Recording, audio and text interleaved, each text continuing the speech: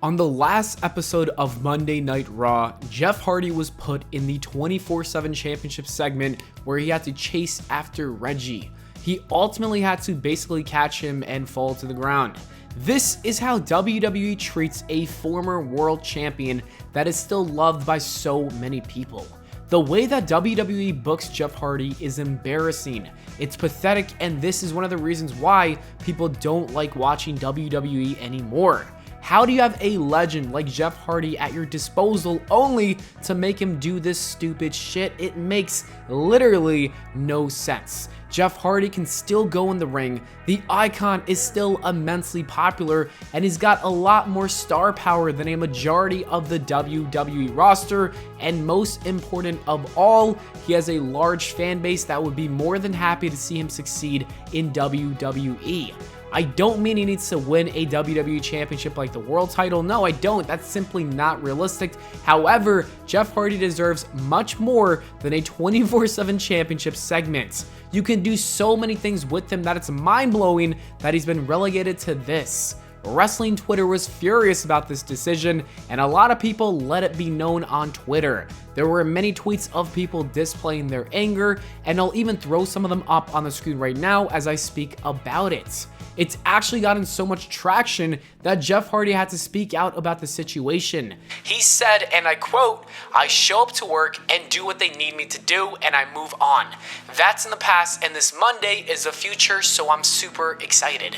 It's obvious that he's trying to be optimistic, but let's be real, nothing is most likely going to change with Jeff Hardy and his booking. He's being a good employee, and I'm sure the money he's making is really good, but even he's got to be annoyed a little bit at the fact that his current booking is atrocious. There's no way that you're literally putting a future Hall of Famer through something like this. I say that Jeff Hardy and Edge are the two current active wrestlers within the WWE right now that will become future Hall of Famers. They both have massive fan bases, and on one hand, you have WWE putting Edge in high-profile feuds and matches against the likes of Randy Orton, Roman Reigns, and Seth Rollins, and then on the other hand, you have Jeff Hardy who is running out to fight Reggie for the 24/7 championship.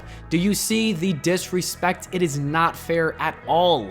When you compare him to another legend of his status, it's very obvious to say that Jeff Hardy should be treated way better than how he's being treated right now.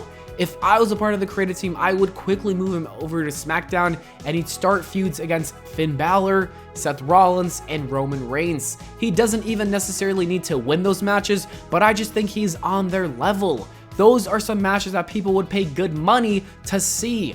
WWE is really missing out on Jeff Hardy's value, in my opinion. Demon Finn Balor versus Jeff Hardy is a money-making dream match that I'm sure a lot of us would love to see. Then if you give Seth Rollins and Jeff Hardy 20 minutes in the ring with a meaningful storyline, that would make the adult fans feel like a kid again. And Jeff Hardy chasing the world championship one last time against Roman Reigns would give people hope, only to crush it, giving the tribal chief even more heat. As great as that sounds, instead we have Jeff Hardy on Raw looking like a fool. This is no different than WWE thinking that Adam Cole should have been a manager on the main roster for Keith Lee. It's also no different than how Andrade said he was being mistreated, which led to him asking for his release. It seems like WWE is not the #1 destination for professional wrestlers anymore. Even Kevin Owens teased that he would follow in Adam Cole's footsteps and join AEW in 2022, and I would not be surprised if Jeff Hardy felt the same way.